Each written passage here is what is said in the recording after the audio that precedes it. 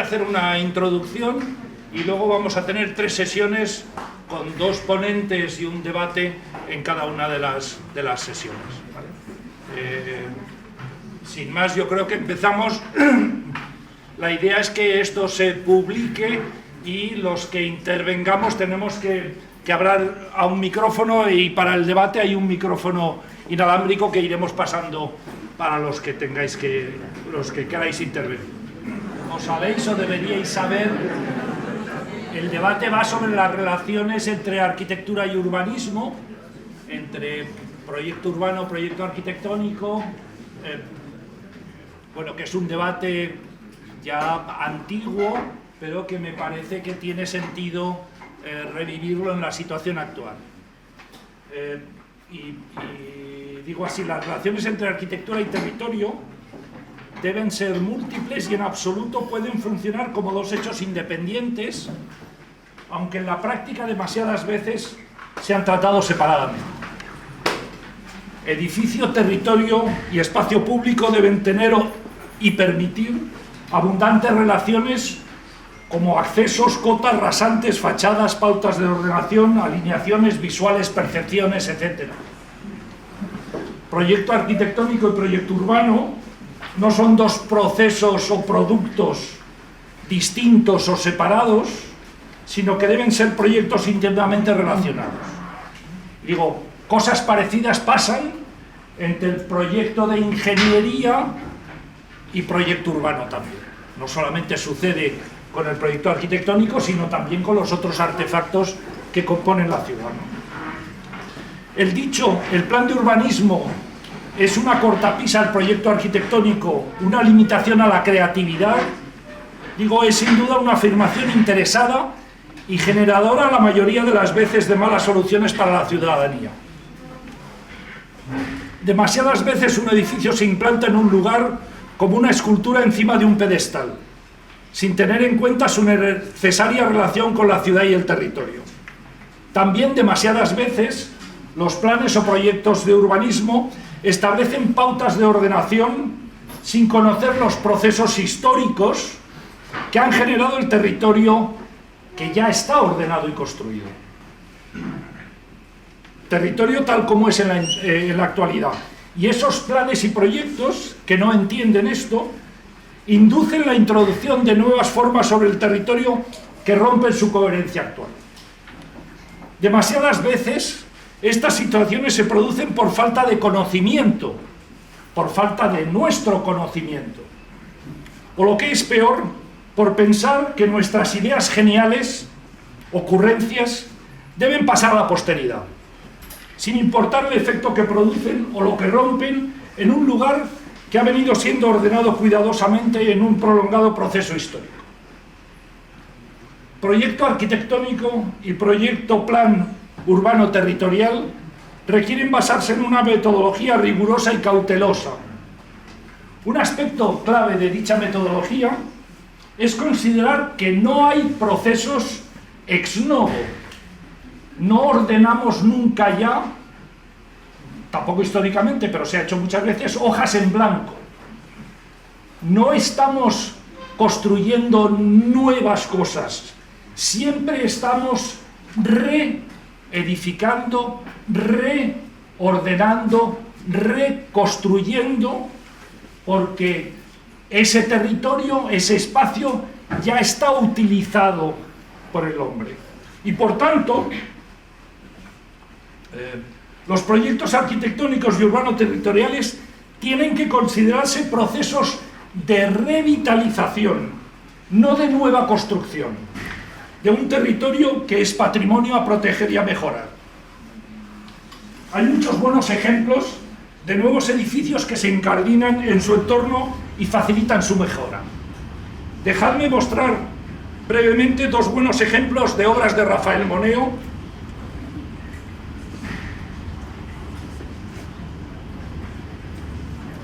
La primera es el edificio de la Previsión Española, hoy el Betia, en Sevilla, y que casualmente, cuando estaba preparando yo estas palabras en agosto, salió una noticia en el Diario de Sevilla porque este edificio cumplía 25 años.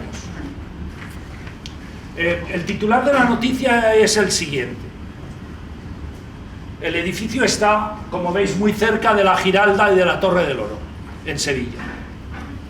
El ayuntamiento elogia la perfecta integración con la Torre del Oro y la Giralda del edificio de ladrillo que acoge la sede nacional del Betia, antes Previsión Española. Ese era el titular de la noticia. Y dentro, el Ayuntamiento de Sevilla destacó este miércoles la valentía del arquitecto Rafael Moneo de diseñar un edificio respetuoso con la Torre del Oro y con la Giralda y al mismo tiempo integrado perfectamente en el entorno. Moneo explicó en el acto del 25 cumpleaños de este edificio que su idea fue diseñar un edificio sencillo y claro, sin lujos, pero decente. Para mí, además de esto, es muy relevante que, estando en un lugar singular, con la Torre del Oro y la Giralda, Moneo planteó un edificio para no llamar la atención, no para que su obra llamase la atención y todo el mundo le recordase, sino para pasar desapercibido. No es un edificio que pasa, es un buen edificio, pero no se hace presente tremendamente. La segunda obra es la ampliación del Ayuntamiento de Murcia, que veis en la imagen.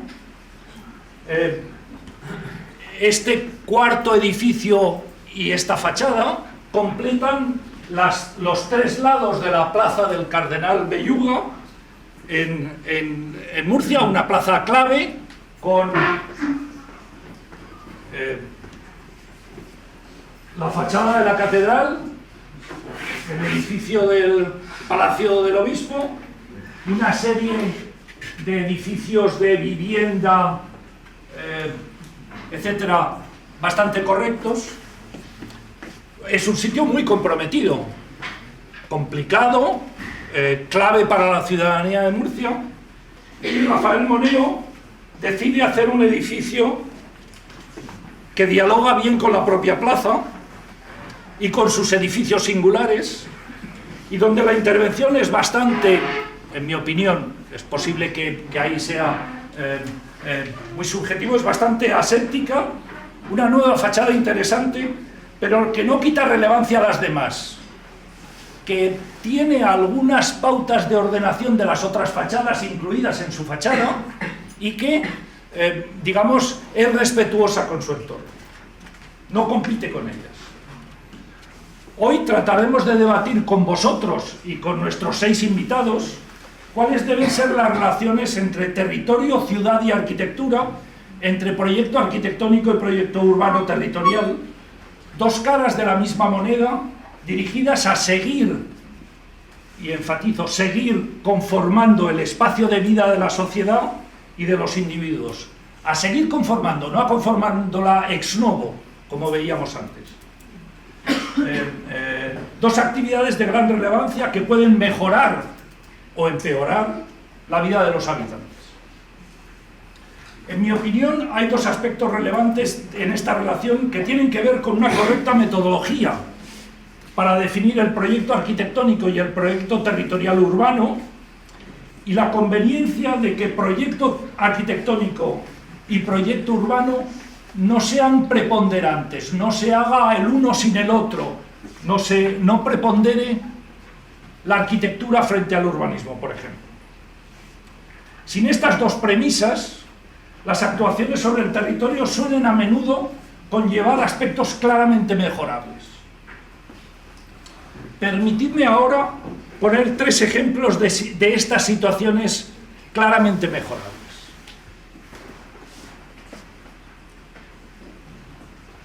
La primera intervención es el Centro Niemeyer en Avilés. Es un único gran artefacto compuesto por una plataforma de hormigón con un aparcamiento subterráneo de la que sobresalen 4 cuerpos o edificios, 3 iconos del famoso arquitecto y un cuarto más neutro de servicios, que es este de aquí.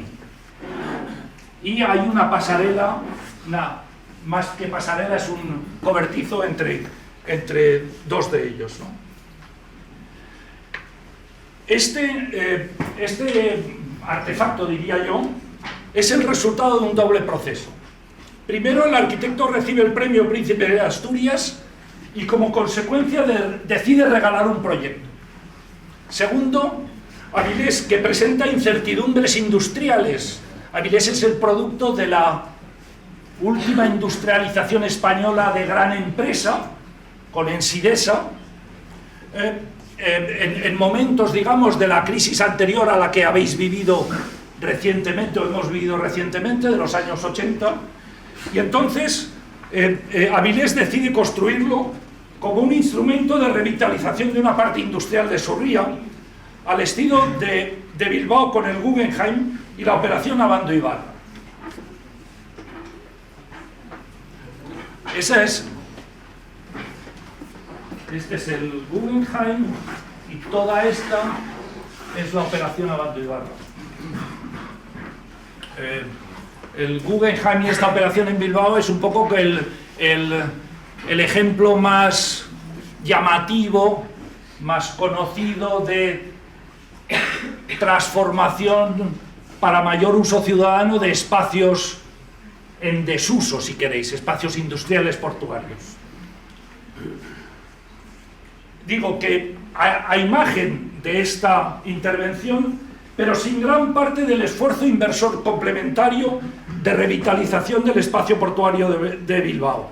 Supresión del ferrocarril, creación del tranvía, reurbanización, construcción de 3 nuevos puentes, el Palacio de Congresos de Euskalduna, ampliación del parque, nuevos edificios de vivienda y de oficinas.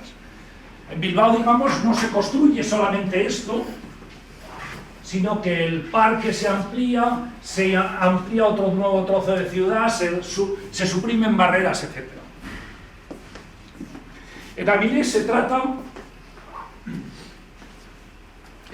trata de una actuación que se implanta, si me lo permitís, y coloquialmente como en paracaídas, y a la que solo se le hace un complicado acceso peatonal, pasando por encima y por debajo del ferrocarril y carretera, en un territorio que era uno de los accesos históricos de la ciudad y que a lo largo de la reciente industrialización se separa de la ciudad mediante carretera y ferrocarril.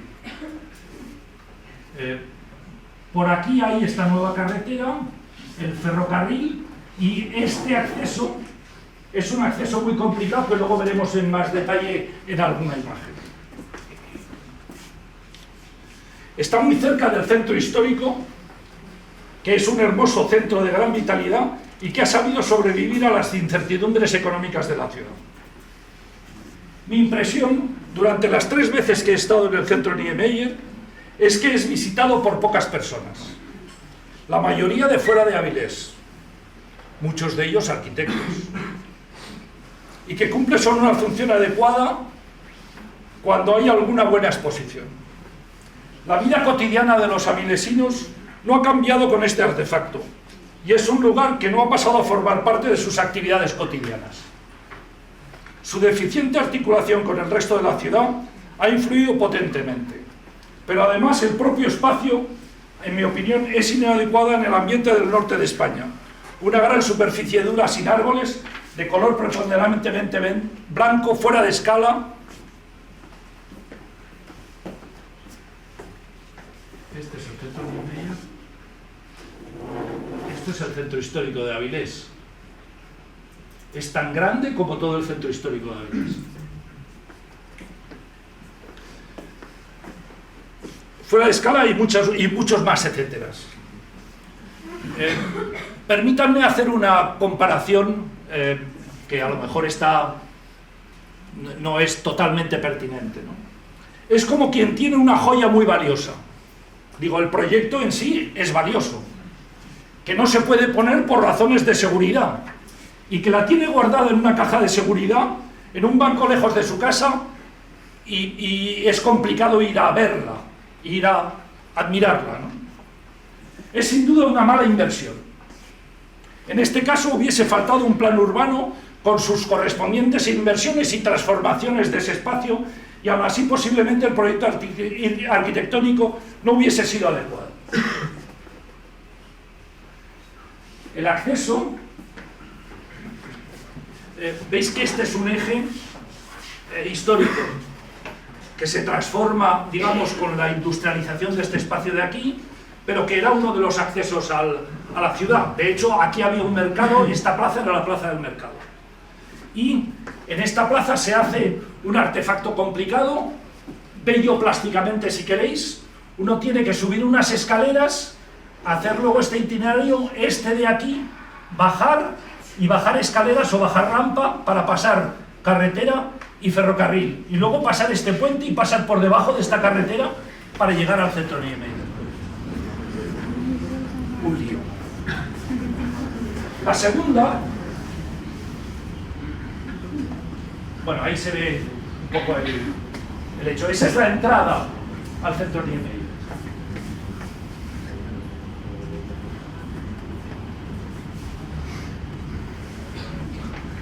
La segunda es el Centro Botín, regalo del fallecido Emilio Botín, expresidente del Banco Santander, a su ciudad. Proyecto de Renzo Piano y construido recientemente en el frente de la Bahía de Santander, en los jardines de Pereda, usados desde hace tiempo como el cuarto de estar o el salón de la ciudad. Otro caso similar a Bilbao, pero mientras en Bilbao y Avilés se intenta revitalizar un espacio deteriorado, un espacio que en Avilés ya no requiere la industria tanto espacio, en Bilbao ese espacio portuario empieza a no ser útil como espacio portuario. En el caso de Santander ya era un espacio de buenas condiciones y con un amplio uso ciudadano, si me permitís, y que no necesitaba añadirle nada más. Intentaré pasar deprisa porque Eduardo Ruiz de la Riva conoce mejor que yo este caso, y ayer por la noche cenando descubrimos que él también va a hablar de este caso. Hasta el año 2007, en este borde de la bahía, solamente se habían ubicado actividades relacionadas con el mar y que por tanto tenían que estar allí. Astilleros, embarcaderos, club marítimo, práctico del puerto, servicios del puerto, etc. A partir de este año se implantan dos elementos que ya no necesariamente tienen que estar aquí. Uno es el Palacio de Festivales, obra de Paco Saideoiza, que está mejor ubicado en un límite o borde de este espacio donde previamente existían unos astilleros, aunque su forma y articulación con el entorno cercano de la ciudad son también muy dudosos. El Centro Botín, que tampoco requiere estar en el borde del mar, porque es un museo, se implanta en el centro de este salón de la ciudad. El donante desea que su regalo esté en el mejor sitio de la ciudad, para que sea visto por todos y se le recuerde. Un deseo comprensible, pero que a diferencia de un regalo normal, que pasado un tiempo puede llevarse a otro lugar, este no se puede mover ya nunca más. Siempre estará en el cuarto de estar de nuestra casa. Esto requiere una decisión cuidadosa que no se produjo. En este caso, el edificio, el regalo, no ha venido acompañado por un plan proyecto urbanístico. Los políticos que aprobaron su creación dieron más importancia al regalo y al donante que a los expertos que les sugerían batizar su ubicación. Y aquí tenemos uno de ellos que es Eduardo. El edificio se compromete a dejar su planta baja suficientemente libre para mantener la continuidad y la vista del frente de la bahía, aunque esto sí puede ser cambiado. Y en el futuro veremos que esa planta baja se convierte en impermeable a la vista. A lo mejor yo no lo veo, pero los tiempos de la ciudad son largos. Pero el edificio también corta importantes visuales, itinerarios, etcétera, de la ciudad. Y además la introducción del edificio trajo como consecuencia la creación de un paso inferior viario que facilita el acceso peatonal al edificio desde el centro de la ciudad y la carga y descarga de materiales del Centro Botín por el paso subterráneo.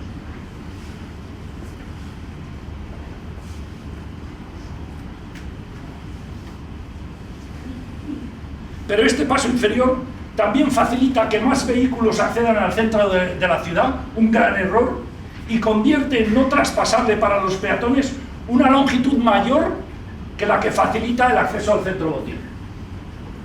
Este es el paso inferior, que es más permeable que antes, que aquí había un vial, pero estos dos elementos hasta el primer paso de peatones, que son las rampas de acceso, se convierten en no franqueables, no se puede cruzar ahí.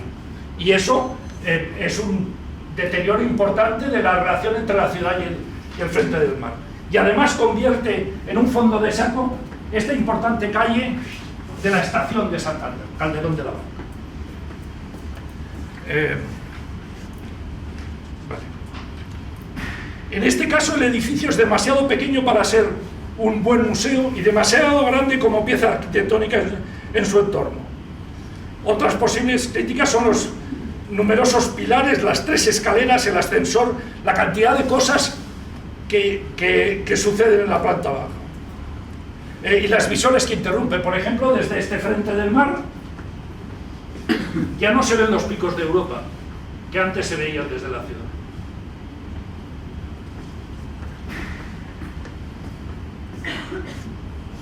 El uso del edificio es también dudoso. Muchas personas suben a su azotea y observan la ciudad y la bahía, y sin embargo muchas menos de las esperadas visitan sus exposiciones y acuden a sus actividades. Además, este espacio de la ciudad no necesitaba, como decía antes, añadirle nada. En mi opinión, se debió debatir más la ubicación del edificio en un lugar de la ciudad que necesitase ser mejorado, o incluso manteniéndolo cerca de su ubicación actual, pero reforzando los límites de este salón y no en el centro del mismo. Y sobre todo, nunca se debió construir el paso inferior. Por último,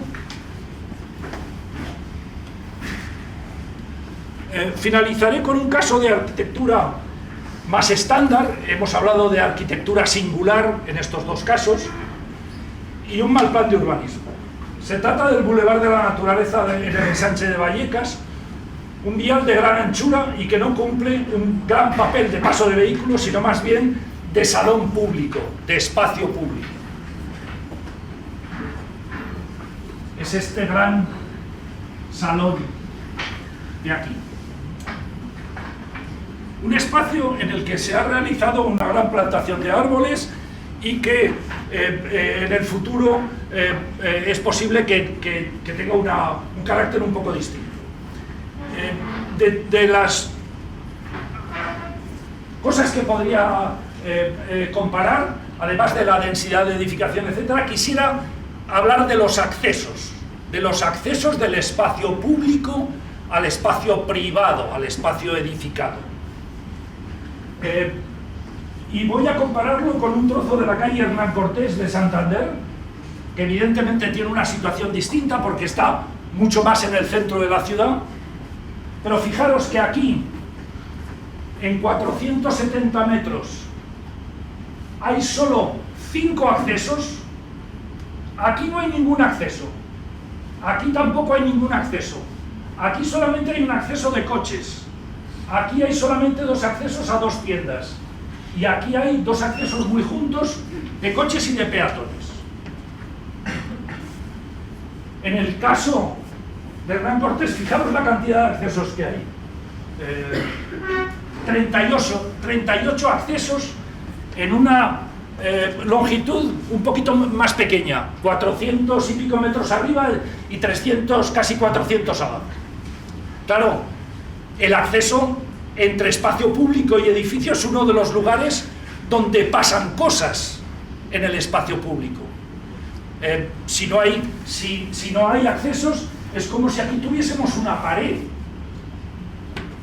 Entonces digo, me parece que este plan de urbanismo no es adecuado, porque si se define ese espacio, no es lógico que no se obligue, sugiera, incentive que haya bastantes accesos a ese espacio. Y esto se debe a 2 cosas. Se debe a que aquí hay edificios muy grandes. Esto es un edificio, frente a que aquí el troceamiento de edificios es mucho más pequeño, hay más entradas y salidas. Y en segundo lugar, a que no se obligue a que las entradas y salidas estén aquí.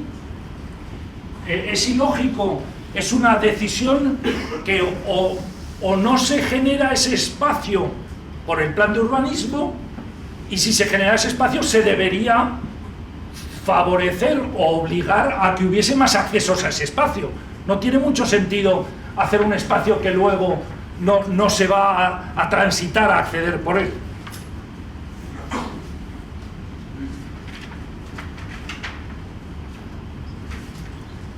Listo. Bueno, simplemente una pequeña pincelada para que veáis de qué cosas vamos a hablar hoy, ¿no? Dejarme ahora presentar brevemente el debate. Esas son las 3 sesiones que vamos a tener.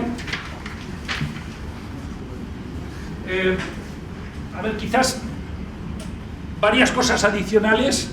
Vais a ver que en los ponentes somos solamente hombres.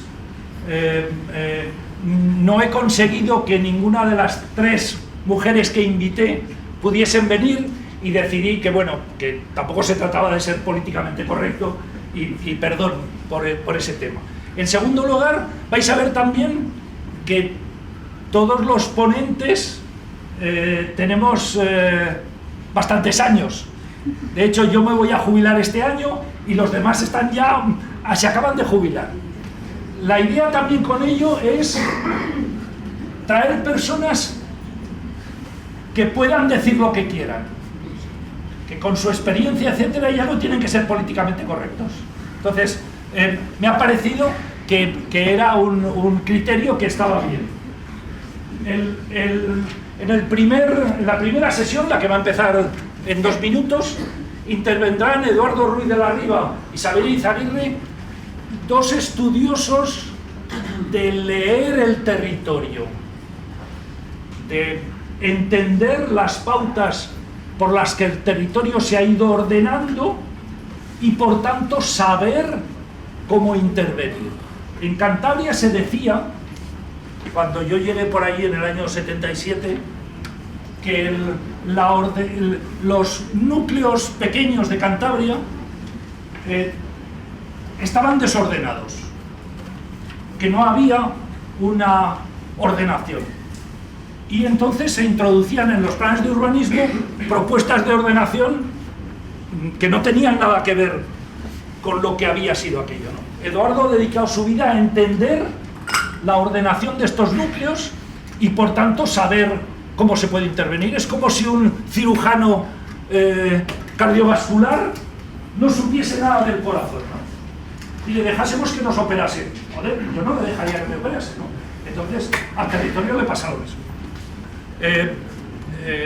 Bueno, son 2 personas con una trayectoria profesional muy interesante, publicaciones, premios de arquitectura, de urbanismo, etcétera, y seguro que va a ser interesante sus 2 presentaciones. En la segunda sesión, a última hora de la mañana, intervendrán Javier Elizalde y Luis Moya. Javier Elizalde, aunque tiene suficiente edad, no está jubilado todavía y sigue trabajando haciendo planes de urbanismo. Algunos lo conocéis porque ha sido profesor aquí. Javier Elizalde tiene una formación internacional en Estados Unidos, vivió ahí varios años, estudió en Harvard y fue arquitecto municipal de un municipio estadounidense, y ahora en España, después de ya muchos años aquí, ha hecho muchos planes de urbanismo, ha asesorado muchos ayuntamientos y es un gran conocedor del día a día del planeamiento del urbanismo. Y Luis Moya sigues ejerciendo, pero ha sido catedrático en Madrid de urbanismo, también digo muy conocedor por razones directas e indirectas de lo que se hace en todo el mundo, ¿no? Él fue responsable también de los Erasmus en la Escuela de Arquitectura, de las relaciones internacionales, y no solamente eso, pero también con eso ha conocido cómo se hace en otros lugares del mundo. Por último, la sesión de la tarde, bueno, digo, esta sesión está dedicada más al proyecto arquitectónico y al proyecto urbano. Y la sesión de la tarde intervendrán Alfonso Álvarez Moro y José Luis Gómez Ordóñez,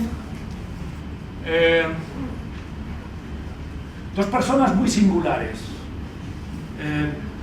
Quizás hay que decir que Luis Moya y Alfonso Álvarez Mora empiezan en la historia del urbanismo en España con Emilio Larrodera, ¿no? Los dos empezáis con Emilio Larrodera. Emilio Larrodera fue uno de los arquitectos y urbanistas más relevantes del régimen franquista, que era catedrático en Madrid, y sin embargo admite a gente que piensa de otras maneras, ¿no? que yo creo que fue un punto importante. Y Alfonso enseguida se va a Valladolid sustituyendo a Luis, que de Valladolid se vuelve a Madrid, y Alfonso ha conseguido armar un equipo de trabajo interesantísimo allí, crear, si no entiendo mal, el único instituto universitario oficial de urbanística de España, y crear y mantener una de las pocas revistas que siguen existiendo de urbanismo en España, que se llama Ciudades. Y José Luis, formado por Manuel Solá Morales, con el que hizo su tesis doctoral, si no entiendo mal, ¿no? Después de años en Barcelona, se va a Granada y asume un reto complicado. José Luis y yo somos los únicos que no somos arquitectos. No sé si no somos arquitectos, tampoco somos ingenieros de caminos ya. Estudiamos ingeniero de caminos, ¿no? Pero yo en estos momentos ya no sé lo que somos, ¿no? José Luis asume el reto en Granada de organizar el urbanismo en la nueva escuela de caminos y en la nueva escuela de arquitectura. Y por tanto también tiene una visión muy compleja, rica de estos asuntos en dos centros muy potentes de la Universidad de Granada. Nada más, me callo yo y doy paso a Xavier y a Eduardo para seguir con la primera sesión, ¿vale?